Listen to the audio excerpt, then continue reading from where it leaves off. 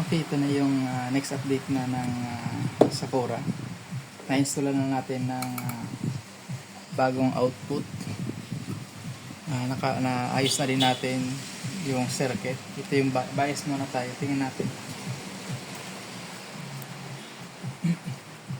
Sa kabila, ang bias ay 394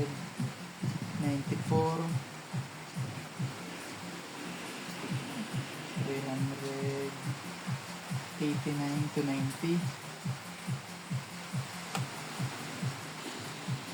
394 392 94 so 92. Ayan siya yung bias natin. Then ang offset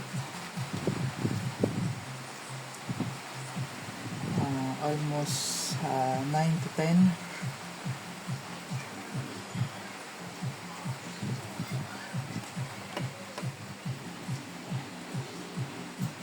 Pero titingnan natin mamaya yan kung medyo makulit pa yung offset ng kabila.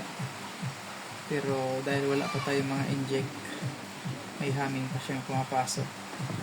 Okay, sound test na natin. Okay na.